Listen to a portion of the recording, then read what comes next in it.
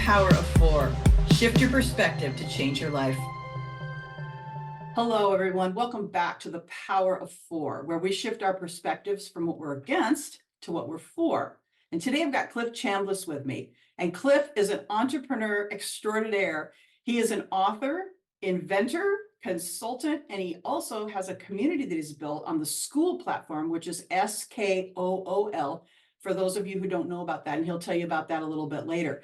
So we're going to start off by getting a little background about Clif, and then I want to hear from him and, just in the dialogue that he and I have about how it is that people can shift their perspective from, oh, I can't be an entrepreneur because of this, or I've heard this bad thing, into shifting into the perspective of possibilities. Like, wow, maybe I could do that. Maybe there's a bridge that could lead me to that. So with that, I will say welcome to you, Clif. Thank you for being here. Thanks for having me. You're welcome. So let's start off by telling the audience a little bit about yourself. Like, what led you to this? Were you in corporate before and now you're an entrepreneur, or what was your path?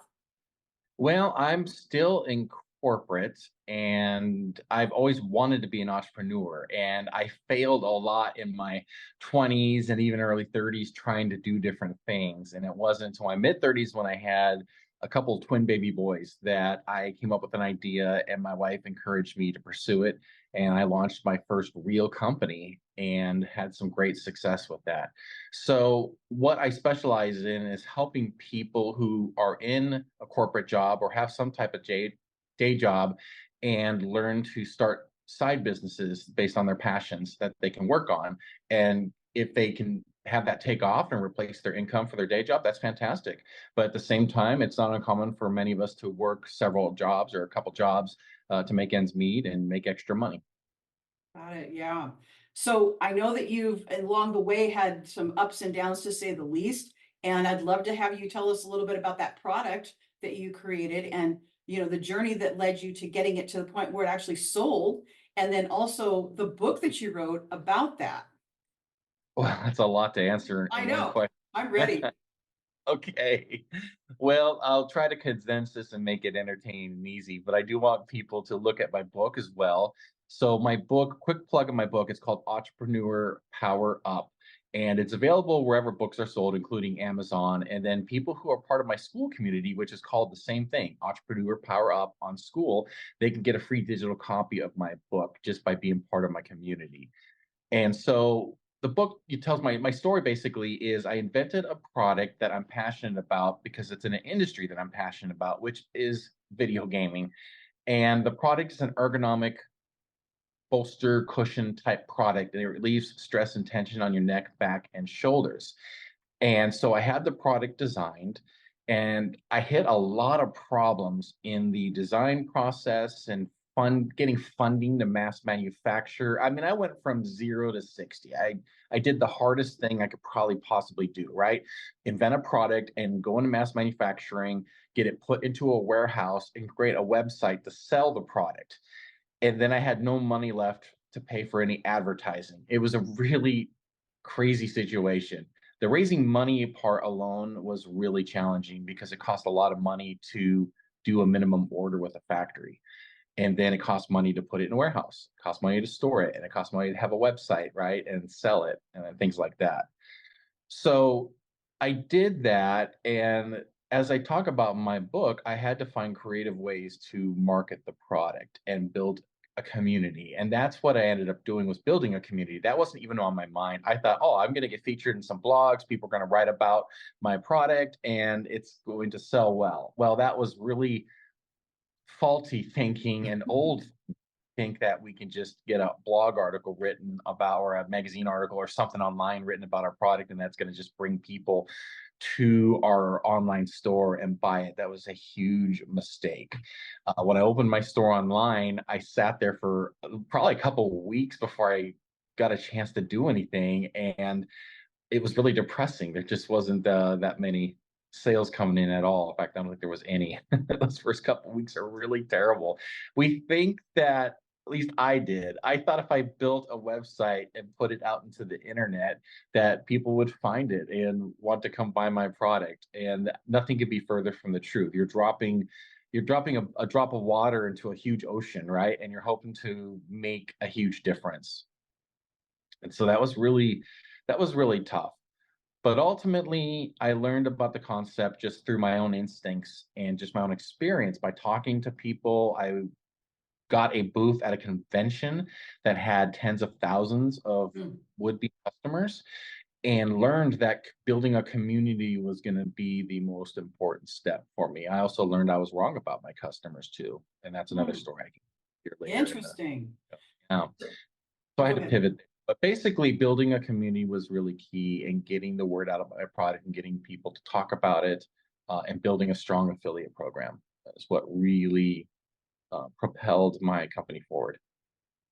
And in the book, which I read and I couldn't put it down, I read it in almost one sitting. I started falling asleep because it was so late at night. And I'm like, darn, I got to put this away. I did come back and finish it. But in the book, you talk a lot about champions, and if the affiliate program, but the value of having people that are ambassadors for you. Tell us a little bit about that in terms of how that can really help somebody who's maybe feeling isolated in their own world of, oh my gosh, I have this service and product, and how Mhm. ambassadors can help. Sure. Well, a lot of people start their online business and they're selling digital products or a service or whatnot. And they're thinking, well, how can I get more sales? And I get that question a lot in my coaching that I do. And the first thing you have to do is get some people to talk about your product. And you have to be willing to give your service or some of your product out for free just to get people buzzing about it. And you have to find the right people who have a following, like an influencer. And I found some good influencers that were willing to talk about my product and feature it in their communities. In this case, it was people streaming on a platform called Twitch, and that's for video gamers mainly. And you know what's better than a quick paid ad is having someone use your product for hours on end. So it was really fantastic airtime for my product and getting them to talk about it. For people starting their business, they need to reach out to people and find a couple good advocates. And that does take a little outreach. You have to do a little work, but it's just sending a few emails or messages on social media. And, if you go to, how do I put this? If you go to someone really big and really popular, has a million followers, chances are you're not going to cut through. But if you go to someone who has like 10,000 followers on Instagram, for example, they're still hungry. They're still trying to grow their business and their channel. Those people are much more responsible because they're still doing it on their own. And chances are they're going to see your message. So you reach out to a few of those people and you ask them, hey, I've got a new product, new service. I'm just getting started and I'd like to help you with what I've noticed that you have a problem with, or maybe this can help you out. And if they say yes, then you can ask in return, well, can you feature a review or something for me? And that's how you start to build your credibility and your online presence. And once those people become an ambassador or an affiliate, they're kind of interchangeable terms. So what it is that you want a person that's going to talk about your products, they really believe in it, and it's got them from point A to point B in that transition that really helped them. And as they tell their audience about your product and their audience goes to purchase your product, then you give them a portion of the sale. So that's the affiliate business model right there. So it's a way for them to promote something cool. It's cool for them to be connected to a company. And it's also great for them to make a little extra money when they promote your product. Fantastic. So I know you've consulted a lot of people on the topic of entrepreneurism and starting their own business and how to even do that. So what Mhm. kind of guidance do you have for people in that area? Like, how do you even start the conversation with them if they approach that? Well, a lot of people come to me because they don't know what to do. They have too many ideas and they don't know which one is the best idea and they don't know what to act on. They are afraid to take risks and they don't want to waste their money or their time. And other people don't know where to get started. They don't even know what ideas to have. So there's a lot of that out there. People just know that maybe they're not happy with their job or they want more income than what they're making, and they hear a lot about online business and they want to get into it. So what I do is I help people, particularly in my school community, I try to help people figure out what their passions and their skills are and to identify a market need for that and get really laser focused on that. And then to find a low cost way to start that type of business and build it in a way that can scale and make money for them while they're sleeping. And that's through offering digital products and mentorship and memberships, selling courses, and things like that. In my original company, I bought, I created a product and had it manufactured and put it into a warehouse, right? So it was a little bit different model back then, but these days there's just many more opportunities for people to make money and scale quicker. So that's what I do, is try to help people get focused, and if people are honest about what they love and what their passions are, and we can find a business market need for that, for people who can be their community and need those services, who want to see that transition, then there's something we could do to help them. And I'm an organic growth expert, so I help people find ways to market their services online and grow without having to use paid ads, because that's another barrier. People don't have a lot of money.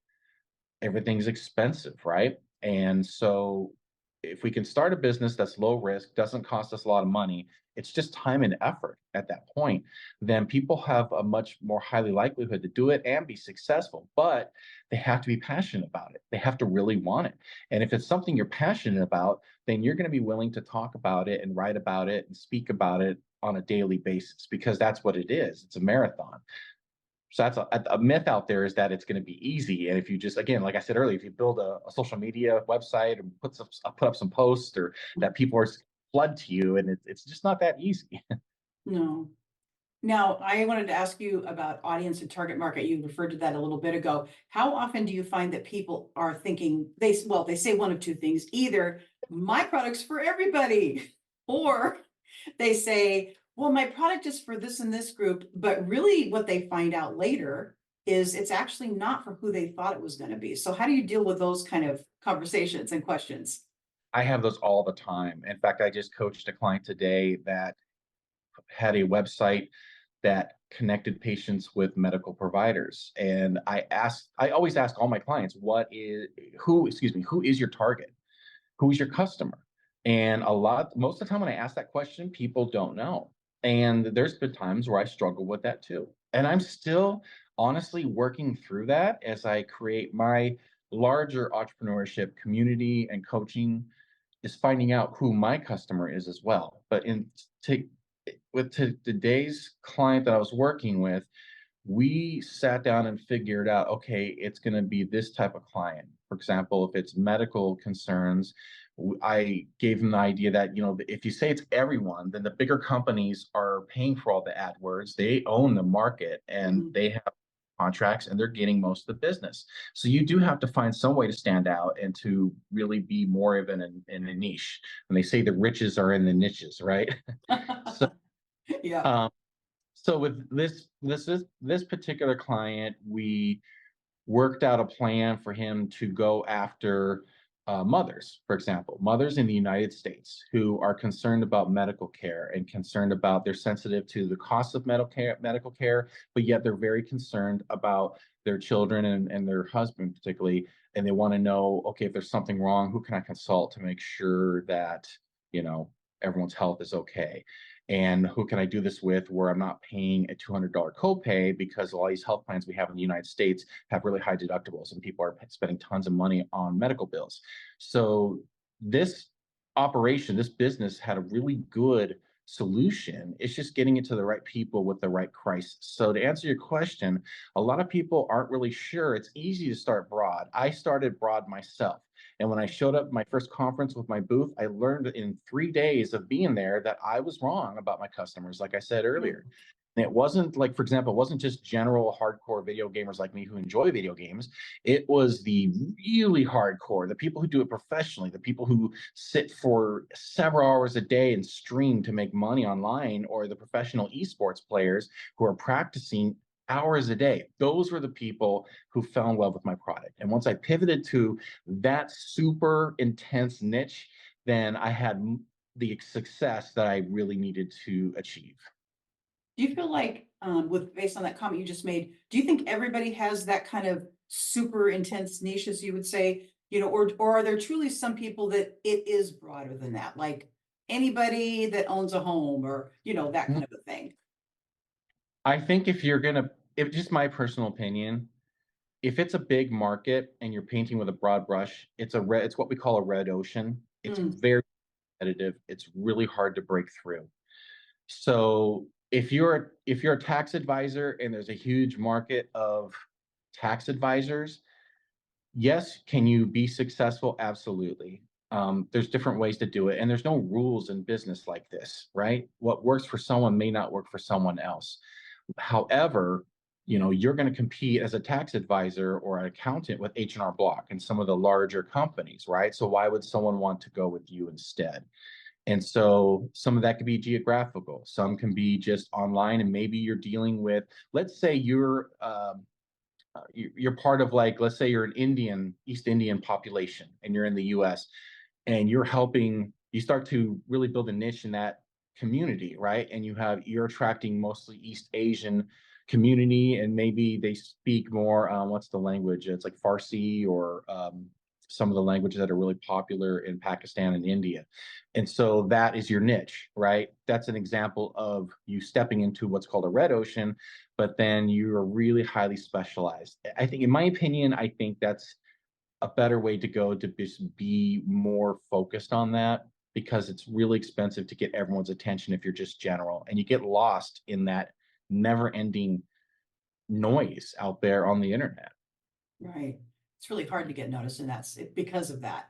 So I work with a lot of people that are in career transition. They've been laid off, and some of them are thinking about pivoting because they're concerned about their industry. Like a lot of tech people I work with who are concerned, okay, well, I just got laid off, and if I go into tech again, is the next company going to lay me off? So they're really looking at a pretty major pivot, or at least a side gig. But the concern is financing. So there's a lot of interesting information out there, some of it mythological, Hmm. about funding, where some people I've met who are starting a company, they go, well, I need angel funding, or I need venture capital funding. And, I ask them sometimes, I'm not an expert like you are in it, but I'll just pause and ask them a little bit about, well, really, is that something you can go for now? Because when you get to that angel or venture capital level, it's a whole nother world. And they're looking to take control of part of your company, potentially to help with the operations in exchange for the investment in some cases. So tell us a little bit about different kinds of funding, and maybe when it's appropriate, at what stages, just in general.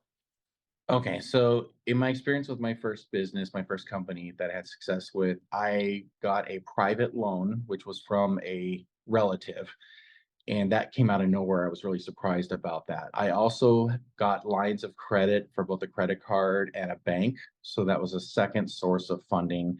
I ran a Kickstarter campaign, so I crowdfunded part of it. And the fourth way I got funding was I bootstrapped it. I spent my own money. Mm. And there was part of the book where I talk about where I lost my job, and I had a severance package, and I spent the severance package on paying an engineer firm to develop my product. So um, really stressful, high risk, right? But um, it was a real gut check to spend that kind of money. So when it comes to raising finances, a lot of people are going to have to do this on their own. And if they want to do something food related, like they want a restaurant, banks will not even give loans to restaurants, for people who want to start restaurants. It's so risky. So I went into several banks and I couldn't get a personal loan from a bank. I had credit cards, but I couldn't get a personal business loan. And I even talked to the Small Business Association. I talked to so many lenders. I pitched this to all these lenders. And I even had one lender say, well, your idea is really not that great. And I know this person says, I know all these things. I'm about 90% right. And when I call it, I'm pretty much right. And I think you should maybe get into another business and sell pet toys or something like that. And I was like, Good. really? Yeah. You Oh, okay. I felt Oh, really discouraged. But what's funny is that once I launched my company and funded it, almost a year in, I sent him a follow-up email to him saying, "Hey, I funded on Kickstarter and I funded on Kickfurther twice. So my company's doing good, and thought I'd just let you know, buddy." And I didn't say this, but I wanted, you're wrong. You were wrong. yeah. But I think for people who are starting their own company like that, if they can do most of that on their own, that's great. When angel investors come in and venture capital, that is a little more of an advanced deal. And I run a company now that I've been trying to work on for a couple years now. And I got the angel investments through friends of mine who missed out on my first company. And they're like, well, I don't want to miss out this time. So, here's money. I've raised 40 grand from those people to start that company. And I pitched a few rounds to venture capitalist firms, and I got invited to those, which is really cool. So we worked really hard on our pitch decks. We paid a lot of money to get nice pitch decks made for us. And what I found in the venture capital firm, especially when you get into technology and whatnot, is if you don't have a product or a community, the venture capitalists right now are not giving money based on ideas. So here's the point. A lot of people will say, I have a great idea, and I'm going to write a business plan, I'm going to write a pitch deck, and I'm going to go to angel investors and venture capitalists, and I'm going to ask for, $250,000. And right now, people just are not giving that kind of money based on idea. They're just not. Unless you have had million dollar ideas in the past and you have a track record of unicorns, right? Then maybe you might get that money just based on reputation alone. But most of us, we're just nobodies, and no one knows who I am really. So going out into the world and asking people from Dubai, for example, for 250 to $1 million, 250,000 to $1 million in funds from venture capital is very difficult. So what I've had to do is work with the developer to develop our MVP, like a prototype, a beta test, right? And our goal is to build a community. So then hopefully within a year, I can go back to these venture capitalist firms that I've met before who have had interest and say, we've got a community of 10, 20,000 people doing this right now. So let's talk about funds now. And when they see that community involvement and that fever, that is what they're looking for. They want something they know is working and is attracting people. Now, to answer the other question there, and I'm sorry, this is a long answer, but when it comes to equity, you're going to have to give equity away if you're going to ask for angel investors or venture capital. And a lot of people are like, well, I don't want to give any of my company away. Well, then you don't bother asking for venture capital or angel investment. And in fact, angel investors are going to be probably the most expensive equity you're going to give away. Hmm. And talking to other founders I've met who have successful companies, they will tell you, look, don't get into that and worry about that, because either you got a piece of the pie or there's no pie at all. All right. So I'm pretty pragmatic on that I don't mind giving equity away. You just have to be sure that you have what's called a term sheet with the investors, and that you're not giving away control of your company so that they can just vote you out as the CEO or the owner of the company, and then you're stuck without a company. And that happens. So you have to be careful with that. But at the same time, if you want money, you've got to be willing to give up equity. So. Yeah. And this also reminds me of, how some people just say to themselves, well, I want to start a business. And there's different paths that they can take. Obviously, they can invent something out of nowhere. They can buy a business that's already existing. They could merge if they happen to have a company already, merge with somebody else, and they could buy a franchise. Though, there's different routes that you can take. Do you have any thoughts, or have you had any experiences with people like where you would advise them to consider one Mhm. path over another? Like, when would somebody be better off maybe having a franchise versus starting something from scratch potentially? People have to be honest with what they want and what they need. And for some people, they will take a second mortgage out in their house and purchase a franchise because they want something that's already written down. The rules are all there, the procedures are all there. They just have to buy it and run it and just follow directions. And I understand that. For some people, that's going to be the easier path for them, and that's what they really want. So really, people have to be honest with themselves on what it is that they're willing to do and take on, because some people have no interest in reinventing the wheel or doing something innovative and that can disrupt a market. Some people just want to buy into something that's tried and true. And so you're right, there isn't one path to that, and everyone's different, and not everyone's going to fit into that same mold. But a lot of people also think it's easy to get the money to start a McDonald's or whatever franchise they want to. And it's not as easy. Your net worth has to be a certain amount. You have to have so much liquidity of cash on hand, and then you've got to qualify for probably some loans and things like that to get those things going. And maybe some of them make you work as a manager for a year or two before you even can qualify to purchase a McDonald's or Mm, someplace like that. So it's not as easy as everyone says. If it were easy, if entrepreneurship were easy, everyone would do it and everyone would be rich and everyone would be successful, right? And that's clearly not the case statistically. But that doesn't mean that we shouldn't all try. And I'm driven by that passion. I always have been to do something. It's like a hobby of mine. It's like my woodshed, my workshop. It's like the thing I like to tinker with when I have free time. And I really believe people need to have a love and a passion for that. Now, if someone's thinking, well, I just need to make money, well, that's tough, because if you feel like I just need to make more money, then you can negotiate a higher salary. You can advance your career. You can get another job and, work for another company during the evening, right? Entrepreneurship may not be the best path if you're just thinking, oh, I just want to make a ton of money. Mhm. Other ways to do that. You can take your money that you've earned and put it into high interest accounts, or all kinds of investment vehicles if you want to become wealthy that way. There's nothing wrong with that. That's a great path for a lot of people. But I see a lot of people online, Jenny, that are like, I want to get rich, so I want to invent a product and sell it. I want the pet rock. You remember the pet rock? The I do. proverbial in the 70s, right? Yep. They want some kind of fad that's going to make them a few million and they just get out, right? Well, it's hard to predict those kind of things. So I hope that answers the question Yes, and helps some definitely. people, that you've really got to know what you're getting into and feel passionate about it. And if you really love pizza places and you want to own a pizza place and a franchise, then great, go out and buy a pizza place. And if that's your dream, you want to do it. But if you think, oh, I'm going to make a ton of money and I'm going to live on a beach somewhere and own a pizza place, I don't really know if that's going to be the path. You may be working half the time at the pizza place and hiring people. And if you're not there, you're going to be worried about what's going on when you're not there. So, there's caveats to ownership of business and entrepreneurship. Right. And if somebody's still employed and they want to stay employed full time, but maybe they want to start a side gig or a side hustle, do you have any thoughts about that? Like some potential good ones that people could look into? I think the lowest hanging fruit is freelancing. If you Mm, have skill set, if you know how to edit videos or program tech or do anything that of an advantage or of a need to any business in the world, you can create a Fiverr account or an Upwork account, excuse me, and make money freelancing. And that's the lowest hanging fruit. That's the easiest money you can probably get into, besides starting some type of firm or building a community and a product that way. So yeah, if someone has a job that they're skilled in.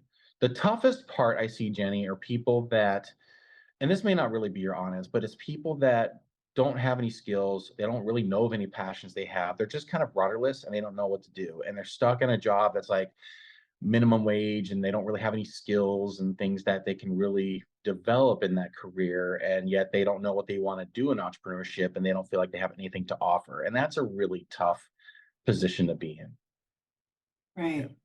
Now, the interesting thing is what you were just saying about people who could go onto sites like Fiverr. By the way, for Mhm. the audience, it's FIVERR.com, place where you can go and sell yourself as a freelancer. But the opposite side of that, that's really positive for entrepreneurs, is you can get some really good cost or low cost services on Mhm. places like Fiverr of anything you can even imagine. I mean, and that's one of the things you specialize in, I know, is helping people figure out how can I do this? Obviously, ad free is one of your biggest specialties, but low cost. I mean, is there anything else you can think of like that? I know you have YouTube videos on this and some things in your consulting that you do. Yeah, pretty much anything you want to do on Fiverr, you can do. My 14-year-old son, we created a Fiverr account for him, and he's offering to edit gaming videos because that's something he's passionate Oh, about, and edit video game videos for YouTubers. And his other gig is, and this is a thing, he will go and mine things in a video game called Minecraft, which is there's a lot of monotonous things to do in the game, and some people just hire people to go farm that stuff out for them in the video game. wow. So he play Minecraft and make a few bucks an hour doing it because he's playing video games anyways. So I encourage people to explore Fiverr. The freelance industry is worth $54 billion globally. This is a Oh my big and gosh. a lot of money out there to be made. So people should explore what their skills are and offer something on Fiverr. It's free to create a Fiverr account. And if someone wants to start a business and you need money to start that business, you could freelance, take that money, put it into your business if you need to run a website or a school community like I do. I use a lot of those proceeds to go towards those things to fund my business ventures. So there's just different ways to do it. And speaking of school, I want to hear about SKOOL. I know that it's really, I guess you'd call it it's not really up and coming, but fast growing platform that in some ways is competitive with places like Facebook groups and things like that, without Mhm. the pain and hassle of some of those algorithms that can stop you, like on Facebook, from seeing certain posts and certain content. So tell us about SKOOL in general and about your group. Okay, so SKOOL is a very hot platform that's growing a lot, and it competes with platforms like Thinkific and Kajabi and websites where you can build, courses and invite people and sell those courses too. What I like about SKOOL is SKOOL is very community based, and it has a built-in gamification so that you can make it fun for people to contribute and level up. So in my SKOOL community for entrepreneurship, I have my book is like locked behind level 3. So people have to like and it's not hard. They just have to like comments and make a few comments and get likes to get up to level 3. People can do it in just a hour or two, really, at this point, because there's so much content on my page, and they can get it to level 3, right? And they get a source of satisfaction, and they can unlock a digital copy of my book. So there's that gamification part of it. But people can create SKOOL communities for any type of topic that they want to create and anything that they're passionate about and have some skills and value. The idea behind SKOOL is you can make money in 8 different ways with SKOOL. You can Mm, have I don't really need to get into all of them right now, but I'll tell you just a couple examples. You can start a free community and then sell courses to your free community. You can have a paid community where you have courses there and people just pay a monthly membership fee between $1 and whatever you want. There's if you do the math on this, let's say you have a lot of great courses and your community is only $50 a month. If you have 200 people in your community spending $50 a month on your community, that's $10,000 a month mm, going into your pocket. So there's a lot of potential for SKOOL, but it takes work. You have to start your community. You have to be there. You have to contribute. You've got to get people talking and be real productive in it. And not every, again, it has to be based on your passion and your interest because you're going to be working on it every day and you got to really enjoy it. So it takes work. And I've seen SKOOL communities, Jenny, where it's just full of bots and people have joined and just spam the community with their own stuff. And the person who started the community they're missing in action. They're not there. mm, They just that if they start it and then they get back to it every week or every 2 weeks or once a month or whatever, mm, mhm. the community is going to dry up and die. They're just not going to have that commitment from the people in the community, as well as showing that they really care about their community. So yeah, that's my community on SKOOL. I have courses. They're on YouTube, and so it's free for people to get my courses, and it's free for people to join my community. And a lot of people have asked me, well, how are you going to make money off of this? And what are you going to do? And my answer really is, well, in the future, I'm going to have an elite community where there will be a monthly fee because information out there is free. People can get it, but it really takes a mentor, someone, a Yeah. coach to help sort through all of that and to help you with what you're specifically working on. So information is free, but what people pay for is they pay for that mentorship, they pay for the coaching, right? Mm, They pay for exclusive access. If you're going to drink your coffee and visit with them on Zoom every day and visit with the group, they're going to pay for that behind the scenes access. They want to get closer to you that way. And for a nominal fee, that's really a steal. So that's part of my future, and I'm researching a lot more of this right now. I can also help other people set up their SKOOL communities. SKOOL has a great affiliate program, so if someone signs up under your affiliate link for SKOOL, if you help them set up their community, you get 40% of that monthly fee, which is really nice. There's people who make thousands of dollars a month just getting referrals into SKOOL. And then there's some people who will do something what's new. It's called a growth operator. And that's where you help some influencer build a community who has a huge following on social media. And then you split the cost with them. And people are making a ton of money doing that who could find motivated influencers that don't have a community. But they might have a huge Instagram with like 100,000 followers, but they're not making hardly any money off of it. And they want to know how to do that. And so that's a huge opportunity as well. But you've got to know how to grow a community in SKOOL. You've got to know what it takes to keep it active. These are all skills that I'm working on. I'm always learning, and there's always opportunity. Now, back to a few topics past about people wondering what they could do for a Mhm. career in terms of entrepreneurism or an idea. You have an app. It's called Give Me an Idea or something like Give that, me, right? give me businessideas.com. Yeah. Yeah, that's a cool app. Tell us about that. Okay, so I created a real simple AI tool that you input your passion, and then you input your skills, and then the AI program that I created will find ideas for you based on online businesses that are low cost, as well as back it up with any type of articles or research that shows that from a business standpoint this is a good idea. So again, a lot of people have that need, like, I don't know what I want to do. I know what I like, but I don't know what to do with what I like. That's what that app is for. So it's givemebusinessideas.com. It's linked pretty much anywhere, everywhere in my school community. It's on my YouTube. But yeah, anyone can find it. Just type in givemebusinessideas.com, and they can go visit it. It's a free tool. They just type it right there, type in their information, and the AI will give them results that they can cut and paste or take note of. Yeah, it's great. It's a wonderful tool. I've used it. It was really fun. So, getting close to wrapping up here, I wanted to ask you, you have a lot of different things that you do in terms of YouTube and the Mhm. school community and this app that you've built, et cetera, the book that you wrote. That Mhm. sounds like a lot of really great ways to get the word out for you, but it's also part of your own passion too, to communicate in multiple ways. Would you say that that's true? Just in general?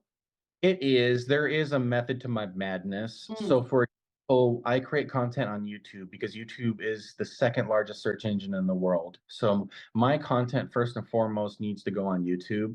And then my community at school connects to my YouTube content, right? So, I get more views and participation from my community. And then I also convert my YouTube content into blog posts mm, and for other things. So starting with, if you picture a pyramid here, YouTube is my first top block on the pyramid, but I can cascade what I do on YouTube down to everything else that I do. mm. And it does take a little work, but there's so many AI programs that can help make that process so much easier, and so that you can really get a lot of great things out there. So you can take a YouTube video and make an email newsletter out of it, a blog article. You can make a course out of it and send people from your community. I mean, it's just, you can take snippets of it and create a Twitter thread about it, or an Instagram post, a carousel about it, right? There's so many things you can do. And if you use AI tools to do it, you can do it even quicker. Wow, that's remarkable. There's so many new things and new things coming out every day. So, do you have any parting words for us about entrepreneurism and just anything that you want people to know before we wrap up? Oh, that's a good one. I just want to encourage people to not stand on the sidelines and get stuck in reading more books and reading more articles and watching more videos. I'd like to see people do something. Not Don't be a dreamer, be a doer. And my community, I have a lot of dreamers, but I have some doers.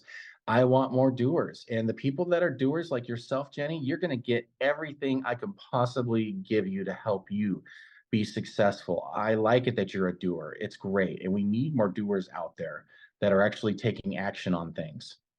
So Interesting. just, yeah, Right. get started. Dive into something and learn. And it's okay to fail. And if you fail, you learn. That's how we learn as entrepreneurs. Failure is the best teaching school for us, teaching tool. We learn from failure and we pivot and we do it better. And that's part of the journey. But we have to overcome that emotional barrier of putting ourselves out there, or interacting with people, or, starting a business and really trying to do something at it, because people are mean and they'll make fun of you and say mean things sometimes when you're online, or your family members might say that's stupid and you'll never, people, worse yet, people have the inner voice telling them, you can't do anything, you're dumb, and you're not going to be successful. And so we have to really overcome all that. I want people in my community so I can help people overcome that and get them started on some successful projects and side businesses. So you can find me on everything. It's powerupbook.club. Or if you go to any social media out there, pretty much in all the major ones, you just look for at Power Up Book and you'll find me. That's fantastic. Thank you so much. And there'll be various links, everybody, that I have in the description for Clif. There'll be the school link, the book link, okay, what was it again? Give me your I'll business give page. you I don't businessideas.com. know what, I can't remember that.